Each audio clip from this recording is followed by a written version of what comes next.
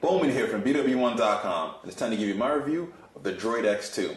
The DROID X2 is a sequel to the very popular DROID X. Now, does this sequel live up to the previous versions and actually step the game up? We're going to check that out. Let's start our review. Let's take a hardware tour around the DROID X2. DROID X2, the first thing you notice is the big, large 4.3-inch display that is a QHD display, which is an improvement over the original DROID X's display. Right above that is the earpiece, and then you have LED indicators right next to it as well too. Right below the screen here you have physical buttons for menu, home, back, and search. Then you have your microphone port here. Turn it here on its side. You have the micro USB for charging and syncing.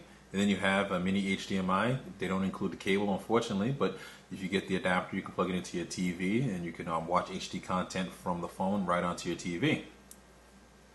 Don't have anything here on this side, on the bottom. On this side here, we just have the volume buttons for up and down, obviously.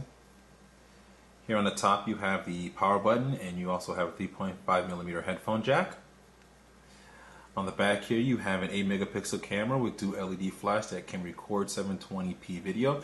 Definitely check out the pictures and stuff that we included in a separate little camera section. That's included in the written review, and a sample video has been uploaded as well too.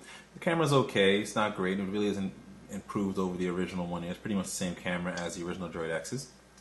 And then you can see it has this sort of hump from the camera all the way down to here. And in this section here, you obviously have your speaker right here on the back, and then you slide the battery door like that. And it's also made of sort of that nice soft soft rubbery sort of mixed material that makes it actually feel pretty good in the hand. So if we take this off, we'll reveal the battery right here. Battery life is actually pretty interesting. When using the battery managers, I'll actually show that to you. You can get about up to 2 days straight of battery life with it. I was actually pretty impressed with that, with what Motorola has done with the battery management. Right here is your 8GB included SD card. It's already pre-installed. And it comes with, obviously, as we mentioned before, the dual Tegra 2 processor clocked at 1 GHz. Dual core Tegra 2 processor clocked at 1 GHz. You have Wi-Fi, you have Bluetooth, and so on. Taking a look at the software is Android 2.2.1 with the Don't Call It Motorola interface on top of it, which we've seen in other different Motorola devices. I'll just show you. It is in 2.3, which the DROID X, the first one, actually has. Watch, go to settings, go to about phone. You can see there, Android 2.2.2 is right there. Hopefully this will get upgraded soon to Gingerbread as well too, because you got to imagine if the first one's going to have it, the newer one definitely has to have that. Another cool feature here is the battery and data manager. Definitely really like this feature here. It extremely helps with the battery life. Go into battery mode here. I have it set on maximum battery saver, and I've been able to get close to 2 days, like I was mentioning before, without needing a charge. And it's really using this battery saver options within here that has really helped it. It's not perfect, but it definitely improves over, pretty much, standard Android battery life, which is known to be not that good. Head on home here so you can see the different desktops and different Motorola widgets and stuff that give you quick access to things, and Facebook and things of that nature. You can actually change this as well too. If you go to menu, you go to profiles, similar to HTC scenes. You want to go from home to work, just with a quick click, takes you right there to it. Now you have different widgets, different look, different background, different feel, stuff like that as well too. We'll head on up to the applications here, the app drawer. The app drawer is pretty much your standard apps that you expect to be pre-installed with the VCast application from Verizon. Pretty decent task manager, so you don't have to re-download another one.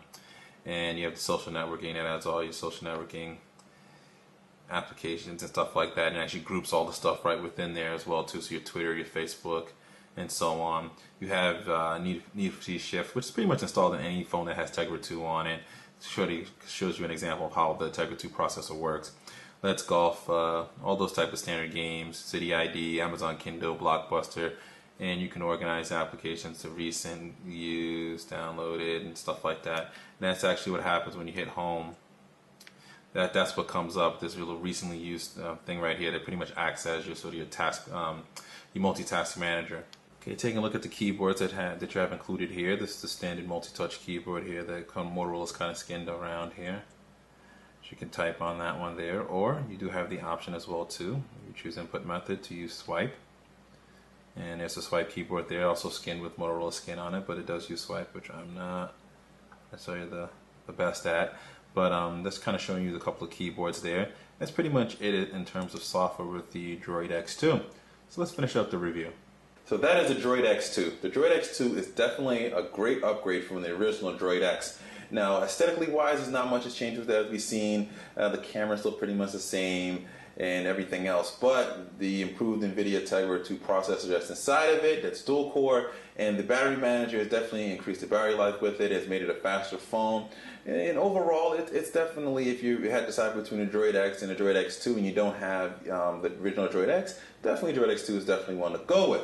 If you have a DROID X now, you probably can sit on it for a little while, keep it for a little bit while longer, and wait for maybe a 4G LTE version of this phone to come out. But if you're in the middle of an upgrade, you're ready to upgrade, and you don't want to go 4G as yet, you don't want to pay for the 4G phones, this is probably your next best bet if you're looking for a very powerful phone with good battery life and just something that's going to last you a little bit longer. So this is BWOne here from BWOne.com, reminding you to subscribe to our YouTube page, follow us on Twitter, become a fan of our Facebook fan page. All the links to those descriptions and also the link to this original write-up is within the description of this review. And always remember to live your tech world in high definition.